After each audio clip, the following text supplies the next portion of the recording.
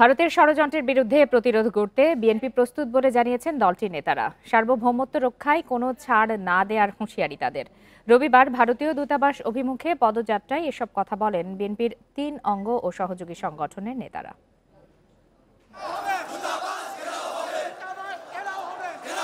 বাংলাদেশ নিয়ে ভারতের গণমাধ্যমে ধারাবাহিক অপপ্রচার ও ষড়যন্ত্রের প্রতিবাদে লাল সবুজ পতাকা হাতে রাস্তায় হাজারো নেতাকর্মী। রোববার বেলা ১১টায় নয়াপল্টনে বিএনপির কেন্দ্রীয় কার্যালয়ের সামনে থেকে ভারতীয় হাইকমিশন অভিমুখে পদযাত্রা শুরু করে ছাত্রদল, যুবদল ও স্বেচ্ছাসেবক দল। কাকরাইল, মালিবাগ হয়ে রামপুরে পৌঁছালে পুলিশের ব্যারিকেডের মুখে পড়ে মিছিলটি। পরে দূতাবাসে গিয়ে স্মারকলিপি জমা দেয় ৬ সদস্যের প্রতিনিধি দল। আগ্রাসী মনোভাবাপন্ন কোনো প্রতিবেশীর দরকার নাই। পদযাত্রার আগে সমাবেশে বক্তারা অভিযোগ করেন, বাংলাদেশে কর্তৃত্ব করতে চায় ভারত, তবে বিএনপি চায় স্বাধীন রাষ্ট্র স্বাধীনভাবেই চলবে।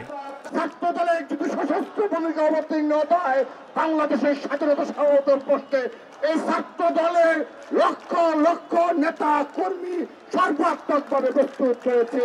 দুর্ভাগ্যের বিষয়, বন্ধুত্বের কোন রকমের সম্পর্ক ভারত বাংলাদেশের সাথে রাখিনি। আমাদের দেশকে রক্ষা করার জন্য আকাশ, পাতাল, ভূমি, পানি প্রত্যেকটি জায়গায় আমাদের যে শক্তি, আমাদের যে সশস্ত্র বাহিনীর, আইনসঙ্গত বাহিনীর যে শক্তি, সে শক্তিও কিন্তু কম নয়। দিল্লির আগ্রাসনকে প্রতিহত করতে আমরা প্রত্যেকেই প্রস্তুত রয়েছি। ভারতীয় হাইকমিশনে স্মারকলিপি দেওয়ার পর শেষ হয় বিএনপির ৩ অঙ্গ ও সহযোগী সংগঠনের কর্মসূচি। বাংলাদেশের বিরুদ্ধে বিদেশি যে কোনো চক্রান্ত ষড়যন্ত্র মোকাবেলায় দলমত, ধর্মবর্ণ নির্বিশেষে সবাই এক কাতারে। আজকের এই কর্মসূচি থেকে নেতারা জানালেন, ভারতের আগ্রাসনের বিরুদ্ধে বিএনপি অতীতেও সোচ্চার ছিল। এখন যে মিথ্যাচার ষড়যন্ত্র করছে তার প্রতিবাদে শুধু রাজপথে নয়, যে কোনো কর্মসূচি গ্রহণ করতে প্রস্তুত বিএনপি। মাহমুদ শরীফ, ইন্ডিপেন্ডেন্ট নিউজ, ঢাকা। রাষ্ট্র সংস্কারের ৩১ দফা বাস্তবায়ন এবং মানুষের আস্থা, বিশ্বাস, ভালোবাসা অর্জনই বিএনপির লক্ষ্য বলে মন্তব্য করেছেন দলটির ভারপ্রাপ্ত চেয়ারম্যান তারেক রহমান। বিকালে রাজধানীর খিলক্ষেতে দলীয় কর্মশালায় লন্ডন থেকে দেয়া ভার্চুয়াল বক্তব্যে এই মন্তব্য করেন তিনি। পরে বরিশাল ও রংপুর বিভাগের কর্মশালায় ভার্চুয়ালি যোগ দেন তারেক রহমান। বলেন, জনগণকে সম্পৃক্ত করতে পারলেই ৩১ দফা বাস্তবায়ন সম্ভব। বিএনপি বিভেদের রাজনীতিতে বিশ্বাসী নয় উল্লেখ করে তিনি বলেন, সব শ্রেণী পেশার মানুষকে নিয়ে কাজ করবে বিএনপি। এ সময় তিনি মানুষের আস্থা অর্জনে দলের নেতাকর্মীদের নির্দেশনা দেন।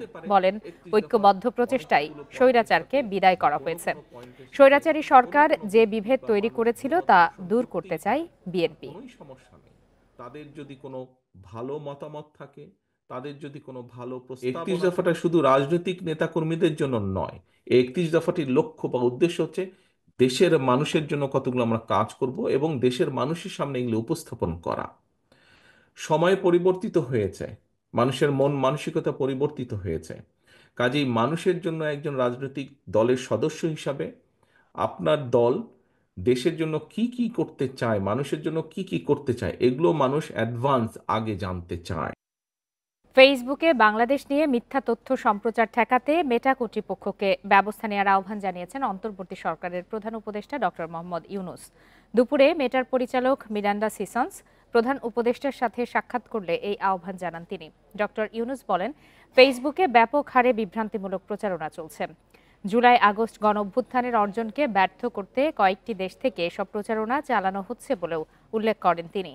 এ সময় প্রধান উপদেষ্টাকে মেটার মানবাধিকার নীতি ব্যাখ্যা করেন মেটা পরিচালক সিসন্স।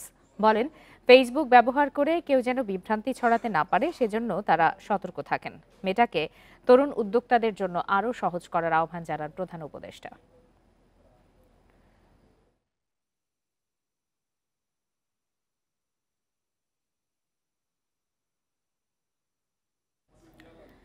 শেখ হাসিনাকে ফিরিয়ে এনে গুম খুনের বিচার করা হবে বলে জানিয়েছেন প্রধান উপদেষ্টার প্রেস সচিব শফিকুল আলম। বিকালে রাজধানীর ফরেন সার্ভিস একাডেমিতে সংবাদ সম্মেলনে তিনি একথা জানান। শফিকুল আলম বলেন, হাসিনাকে ফিরিয়ে আনতে যথাযথ প্রক্রিয়ায় আবেদন করবে সরকার। ১৫ বছরের অর্থ পাচারের জবাবদিহি নিশ্চিতে অঙ্গীকারাবদ্ধ সরকার। তিনি আরও বলেন, ভারতের সাথে বাংলাদেশের সম্পর্ক হবে ন্যায্যতা ও সমতার ভিত্তিতে। সচিব পর্যায়ের বৈঠকে পানি সহ প্রতিটি স্বার্থ সংশ্লিষ্ট বিষয়ে আলোচনা হবে বলেও জানান তিনি। এ সময় প্রধান উপদেষ্টার উপপ্রেস সচিব অপূর্ব জাহাঙ্গীর বলেন, জাতীয় নির্বাচনের তারিখ এখনো হয়নি। এ বিষয়ে পরিকল্পনা উপদেষ্টার মন্তব্য ব্যক্তিগত বলে জানান তিনি।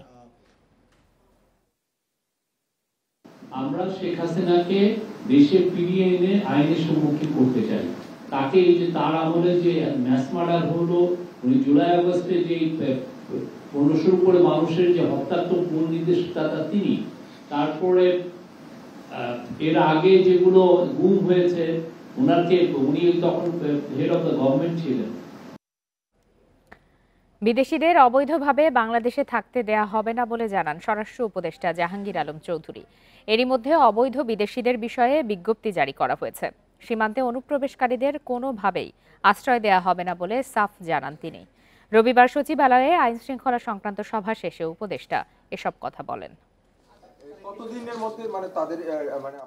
বড়দিন ও 31st নাইট উদযাপন নিয়ে আইন শৃঙ্খলা সংক্রান্ত সভা, পরে সাংবাদিকদের সঙ্গে কথা বলেন স্বরাষ্ট্র উপদেষ্টা।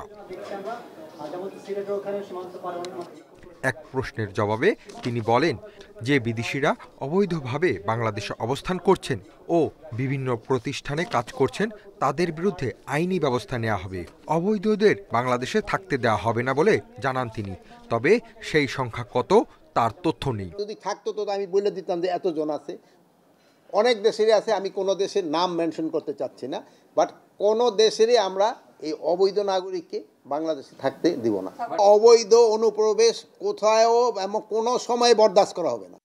উপদেষ্টা আরও জানান, সীমান্তে সতর্ক রয়েছে বিজিবি, অনুপ্রবেশ কোনোভাবেই বরদাস্ত করা হবে না। সীমান্ত পুরাই অ্যালার্ট। ওরা শুধু সিলেটে নয়, বেনাপোল এমন অন্যান্য ইসেও তারা কী করছে, এইটার কিন্তু প্রতিউত্তর আপনারই সবচেয়ে বেশি দিতে পারেন। স্বরাষ্ট্র উপদেষ্টা বলেন, 31st নাইটে নিরাপত্তা জোরদার থাকবে, বন্ধ থাকবে বার, আতশবাজি ও ফানুস ওড়ানো নিষেধ। Hasif Mahmud Shah, independent news, Dhaka. শুধু ভারত নয়, চীন রাশিয়ার গণমাধ্যমেও বাংলাদেশের সংখ্যালঘু নির্যাতন নিয়ে মিথ্যা তথ্য ছড়ানোর অভিযোগ করেছেন প্রধান উপদেষ্টার প্রেস সচিব শফিকুল আলম। তবে সংখ্যালঘু নির্যাতনের ঘটনা রাজনৈতিক বলে এড়িয়ে যাওয়ার চেষ্টা হচ্ছে দাবি হিন্দু বৌদ্ধ খ্রিস্টান ঐক্য পরিষদের। সকালে রাজধানীতে এক সেমিনারে এসব কথা বলেন তারা। রাজধানীর গুলশানে ঢাকা ট্রিবিউনের আয়োজনে এবং নরওয়ের দূতাবাসের সহায়তায় সেমিনারে নতুন বাংলাদেশের অর্জন, চ্যালেঞ্জ এবং আগামীর পথচলা নিয়ে আলোচনায় অংশ নেন উন্নয়নকর্মী, রাজনীতিবিদ, অর্থনীতিবিদ, দূতাবাস কর্মকর্তা সহ বিভিন্ন শ্রেণী পেশার প্রতিনিধিরা। অন্তর্বর্তী সরকারের 4 মাসের কাজের মূল্যায়নে বেশি আলোচনা হয় আইনশৃঙ্খলা পরিস্থিতি ও সংখ্যালঘু নির্যাতন প্রসঙ্গে। হিন্দু বৌদ্ধ খ্রিস্টান ঐক্য পরিষদের প্রতিবেদনে 2010টি সংখ্যালঘু নির্যাতনের ঘটনার তথ্য এলেও এ নিয়ে সন্দেহ প্রকাশ করেন প্রধান উপদেষ্টার প্রেস সচিব। একে অলস সাংবাদিকতা হিসেবে মন্তব্য করে বলেন, বিভিন্ন দেশেই এ নিয়ে মিথ্যা খবর প্রচার হচ্ছে। একটি বিশাল ভুল তথ্য প্রচার অভিযান চলছে, আপনারা দেখেছেন। যেমন আমরা প্রথমে দেখেছিলাম, ভুল তথ্য প্রচার অভিযান শুধু ভারত থেকেই নয়, কিছু অংশ চীন ও রাশিয়ার দিক থেকেও চলছে, কিন্তু এটি আরও বেশি ভারতীয় মিডিয়া থেকে আসছে বলে মনে হচ্ছে। তবে হিন্দু বৌদ্ধ খ্রিস্টান ঐক্য পরিষদের নেতা মনীন্দ্র কুমার নাথ দাবি করেন, দেশে রাজনৈতিক পরিবর্তন এলেও সংখ্যালঘু সম্প্রদায়ের সামনে বড় প্রশ্ন এখনো নিরাপত্তা। সাম্প্রদায়িক হামলাকে রাজনৈতিক আখ্যা দেওয়ার অভিযোগ করেন তিনি। প্রথমেই উনি বলেছেন, আমরা উই আর ওয়ান ফ্যামিলি, কিন্তু আমরা আজকে 3-4 মাসের মধ্যেই সেই শব্দটির উপরে আস্থা রাখতে আর আমরা পারছি না। ঘটনা ঘটতে পারে, কিন্তু আমি যদি ঘটনাকে প্রশ্রয় দেই, কিন্তু তাতে তো আমি আগাতে পারবো না। আমাকে যদি এগুতে হয়, এগুলিকে অ্যাড্রেস করতে হবে। আপনি এগুলি অ্যাড্রেস না করে কি ধরনের সুন্দর বাংলাদেশ দেখবেন? এগুলি রাজনৈতিক বলে উড়িয়ে দেওয়া, বিভিন্ন জায়গাতে ঘটছে সেই ঘটনাগুলিকে অ্যাড্রেস না করা, বিচারের আওতায় না নেওয়া, সেগুলি তো হওয়া দরকার। অর্থনীতিবিদ রেহমান সোবহান বলেন, দেশের বড় রাজনৈতিক দলগুলো সংখ্যাগরিষ্ঠ মানুষের প্রতিনিধিত্ব করে। অংশগ্রহণমূলক দেশ গড়তে হলে সেসব দলের বিষয় বিবেচনায় রাখার পরামর্শ দেন তিনি।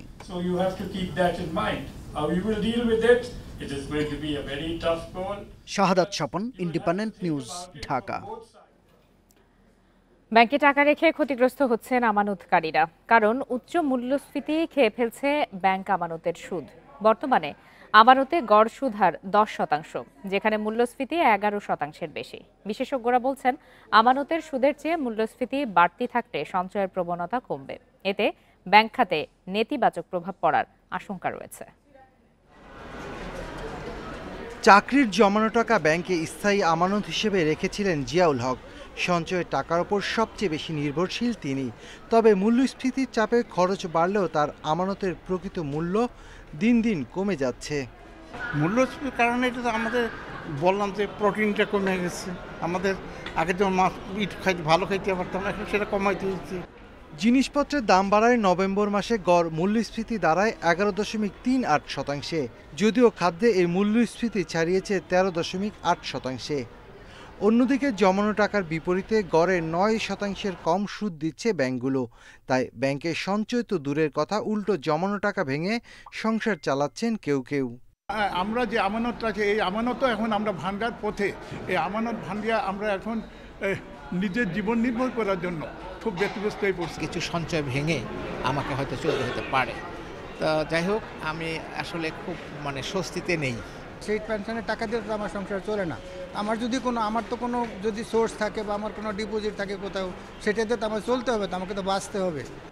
বিশ্লেষকরা বলছেন, মূল্যস্ফীতির তুলনায় ব্যাংক আমানতের মুনাফা কম হলে টাকা রাখার প্রবণতা কমবে। তবে সাধারণ মানুষকে স্বস্তি দিতে মূল্যস্ফীতি কমানোর জোর বাংলাদেশ ব্যাংকের।